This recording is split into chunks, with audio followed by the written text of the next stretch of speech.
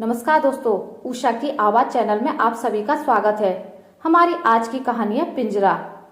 पूजा के कानों में विदाई के समय पिता के द्वारा दी गई नसीहत अभी भी गूंज रही थी।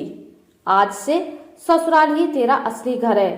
हंसी खुशी आएगी तो पीहर के दरवाजे सदा खुले पाएगी, लेकिन ससुराल से कोई शिकायत आई तो इस घर के दरवाजे अपने लिए सदा के लिए बंद ही समझना।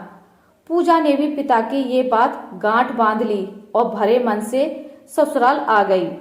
मध्यम वर्गीय परिवार की 4 बहन भाइयों में सबसे बड़ी संतान पूजा की पढ़ाई 8वीं के बाद ही छुड़वा दी गई। हालांकि उसने रो रो कर अपनी माँ से खूब मिन्नतें भी की थी कि मेरी इच्छा पढ़कर अपने पैरों पर खड़े होने की है, मगर उसकी एक ना चली। सीमित आय और बढ़ते हुए खर्चों से परेशान पूजा के पिता ने एक बिचौलिए के लाए हुए रिश्ते को पूजा की मर्जी जाने बगैर मंजूरी दे दी। मां ने दबी जुबान से विद्रोह भी किया। दरअसल रिश्ता एक अमीर घराने से आया था और लड़के का ये दूसरा विवाह था। उसकी पहली पत्नी का देहांत प्रसव के दौरान हो गया था, मगर लोगों से सुनने में ये आया था कि पहली बीवी की मृत्यु प्राकृतिक नहीं थी, मगर पैसे के बल पर यह बात दबा दी गई। पूजा की खूबसूरती और गरीब परिवार की जानकर लड़के वालों ने खुद ही रिश्ता भेजा था। बिना दहेज और शादी का सारा खर्चा लड़के वालों ने खुद ही करने का प्रस्ताव दिया, तो पूजा के पिता ने हाँ करने में बिल्कुल समय नहीं लिया। ससुराल में कदम रखते ही पूजा वहां की वैभवता देख खोसी गई। सभी रस्मों के दौरान सास का रूखापन पूजा साफ महसूस कर रही थी। थोड़ी देर बाद पूजा को आराम करने उसके कमरे में भेज दिया गया। कमरा बहुत सुंदर और फूलों से सजा हुआ था। सुबह से थकी हुई वह थोड़ी देर में ही नींद के आगोश में चली गई। देर रात किसी के झंझोर के उठाने पर पूजा ने आंखें खोली तो सामने नशे में धुत अपने पति को खड़े देखा।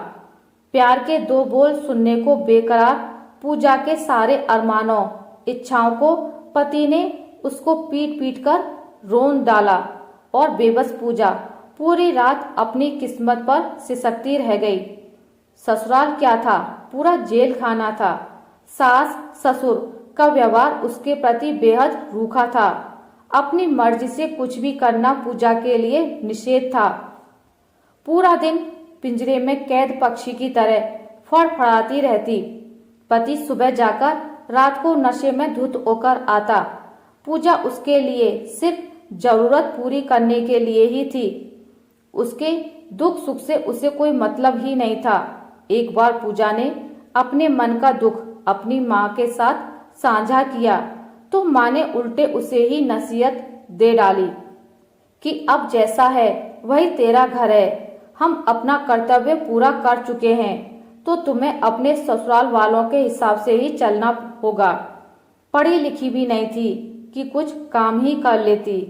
हालातों से समझौते के अलावा पूजा के पास कोई रास्ता बचा भी नहीं था।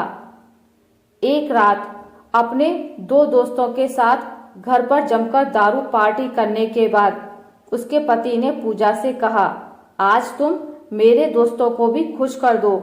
ऐसी घिनौनी बात सुनकर पूजा गुस्से से भर गई और वो अपने पति अजय के साथ उसके दोस्तों को भी खरी खोटी सुनाने लगी। ये अजय को बर्दाश्त नहीं हुआ और उसने पूजा का गला पकड़कर तब तक दबाता रहा जब तक कि उसके प्राण ना निकल गए। सारी घटना को एक्सीडेंट का नाम देकर केस रफा दफा कर दिया गया।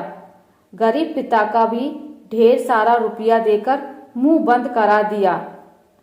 अर्थी पर दुल्हन की तरह सजी हुई पूजा के ऊपर झूठे आंसू बहा रहे सभी मतलब के रिश्तों को देख वहीं एक कोने में बैठी पूजा की रूह परमात्मा से बस यही दुआ कर रही थी कि हे दाता, अगले जन्म मुझे किसी गरीब की बिटिया ना बनाना। आशा करती हूँ आपको मेरी आज की कहानी अच्छी लगी होगी। अगर आपको मेरी कहानी अच्छी लगी हो तो इसे लाइक करें, ज़्यादा से ज़्यादा शेयर करें और अगर आप मेरे चैनल पर नए हैं तो इसे सब्सक्राइब करना ना भूलें। मिलते हैं एक नई कहानी के साथ, तब तक के लिए नमस्कार।